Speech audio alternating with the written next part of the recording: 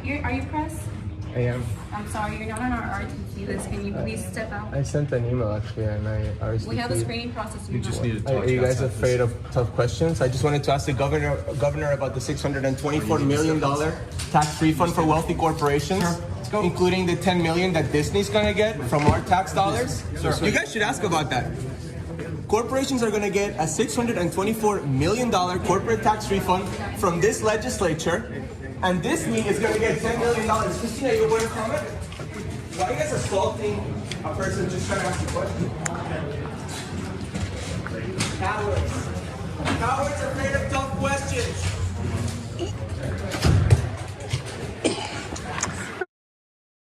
So that is, of course, a member of the press being thrown out of a press conference before Ron DeSantis would potentially have to face any difficult questions, any real questions.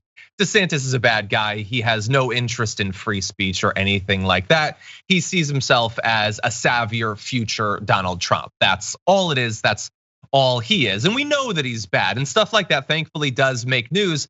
I want to make sure, though, that the substantive ways that he is going to exert his influence over Florida also make big news. And this week we have a massive incident or case of that, with the Florida legislature deciding that their traditional role in producing a US House district map, nah, that's not us anymore. DeSantis can do it. Whatever he wants, he can choose it. So normally state legislatures, including Florida's, and I can't stress that enough, usually draw a proposal for a plan that the governor approves or rejects. And they tried to do that in this case, but DeSantis vetoed the GOP-controlled legislature's proposed congressional districts back about 2 weeks ago, after proposing his own map that would increase the number of GOP seats while eliminating 2 districts represented by Black Democrats. So I want you to understand that the map that he vetoed was not produced by progressives or commies. It was produced by Florida Republicans who have their own interests at heart, that want a big congressional majority for Republicans, but it was not considered aggressive or discriminatory enough. The Florida GOP's map. No, so instead DeSantis, he thinks, okay, there's these 2 Black Democrats, gotta get rid of them, clearly. I think we can squeeze the electorate a little bit more. And so that's what he's trying to do. And he now has that power. In a memo to fellow lawmakers on Monday, the state Senate President Wilton Simpson, that's a real name, and State House Speaker Chris Sproul said that the legislature would not draft new maps. Instead, they would allow DeSantis's office to craft whatever map he wants. And I guess we'll see what the Supreme Court ends up saying about it, because theirs was already going to be radical, was already going to be bonkers, and he wants something more extreme. Yaz, what do you think? What do you think about them delegating their power to the governor in this way? Yeah, it's crazy. It's kind of reminiscent of Georgia, whenever Governor Kemp was allowed to basically oversee his own reelection campaign. It's weird because we talk about states' rights versus federal rights all the time in government in general, but it feels now like the states are becoming more dictatorial or more authoritative in a way that you would normally see from a federal government. And DeSantis is kind of scary, for a lot of reasons, but I mean, he's very Trumpian in a lot of the ideas that he has and a lot of the legislature that he tries to put forth. But on top of that, he's not a buffoon like Trump was or is, right? He's not obviously embarrassing. He's not outwardly, just making a mockery of himself on Twitter every day, right? So he is somebody who people who don't like that aspect of Trump could finally get in line behind. And I think that's probably part of why he's been allowed to consolidate so much power in the time that he's had. Gerrymandering on top of that, redistricting, it's a huge problem, and it's all legal. And that's a problem. The fact that it's legal is a problem. And I live in Texas, so I know that I'm very familiar with this issue. It's the bane of my Texas existence, which I mean, among other things, there's a lot of banes I could say, but it is a big problem because a lot of the issues that we face here in Texas, it's very hard to undo or reverse because we can't vote these people out, right? I always say nobody here likes Ted Cruz, but we can't get rid of him. Yeah, 100%. And I agree. And by the way, some conservatives might be watching this and thinking like, yeah, the gerrymandering, it's gonna help us in Florida. But is it actually gonna help you nationally? Are you sure of that? We're gonna give you some numbers in just a few minutes, and we'll see if we can potentially change your mind about that. This may not be the political slam dunk you think it is. In the meantime, though, the ACLU is fighting back against this move, tweeting, "This is a dangerous and unprecedented move. The Florida legislature's decision to cede this decennial process of redrawing lines for congressional districts to Governor DeSantis is undemocratic." So, in line with their philosophy, people should pick their politicians, not the other way around. By the way, like, it's not like if they hadn't done this, well, then the people would be picking their politicians, not the other way around. It's a different level of bias. I don't trust the Florida Republicans to choose the map. I trust one Florida Republican even less, though.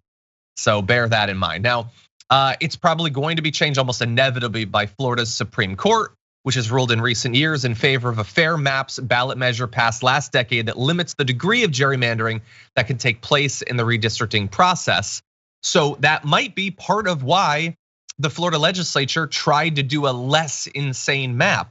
It's not that they don't want to go farther. They'd cancel democracy entirely if they could, but they also want it to pass the judicial review. And so he can make it whatever he wants, map whatever he wants. It isn't necessarily going to make it through. That said, 3 of the 7 justices on the court are now DeSantis appointees. All 7 were appointed by Republican governors. So he's got that on his side, Yaz, at least that might help. Yeah, well, even if he can't get something like this passed through the Supreme Court of Florida, one of the issues that is going to be a bigger problem later, I think, especially on a national scale, is the fact that he tried to do it, right? So that's going to resonate if he's looking to run for the presidency in coming elections. That's something to add to his resume, that he tried to do this and that he vetoed this and that he tried to push this through and he rigged his Supreme Court to help him do so.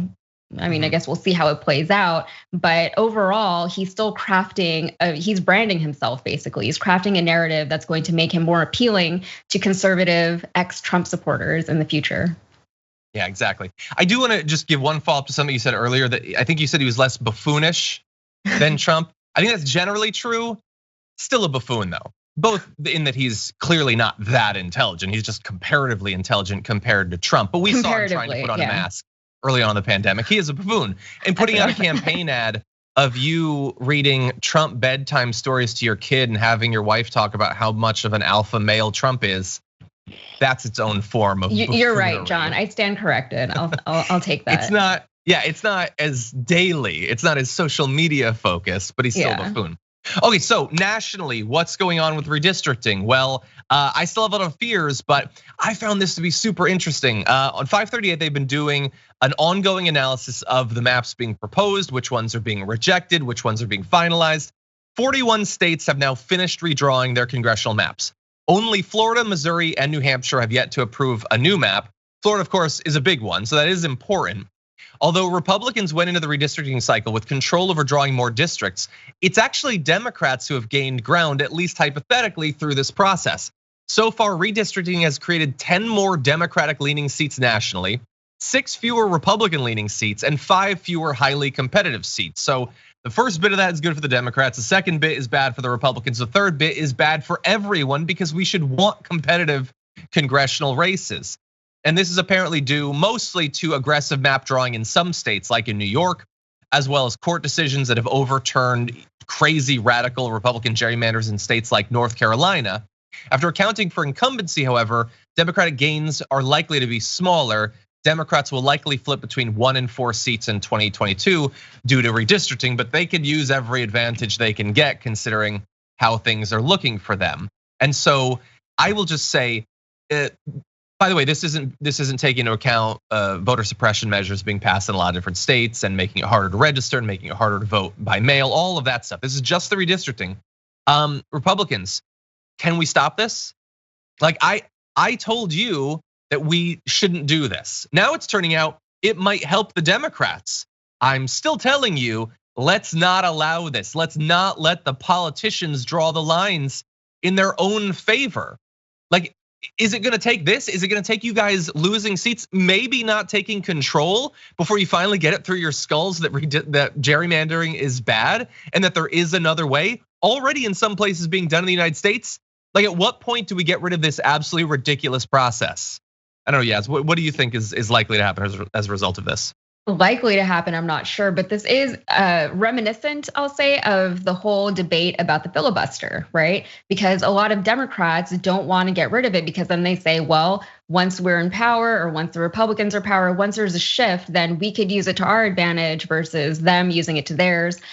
At the end of the day, it's still a thing that needs to be abolished, regardless of which side is benefiting from it at the time, because everything is going to shift, right? The political affiliations, whichever party is the ruling party, all of that is constantly changing, and it should be constantly changing and evolving. But something like the filibuster, something like redistricting to deliberately benefit one party over another, that is wrong and it should be eliminated because it does not benefit the actual people. You talk about parties, parties are not people. 100%. Yeah, I agree. So we're gonna keep advocating for this. We're gonna be consistent, and since it's one of the sorts of things that, despite people wanting it, those in power don't. So we're probably not gonna win, but along the way, maybe it'll help the Democrats a little bit. Great plan, Republicans. Real smooth.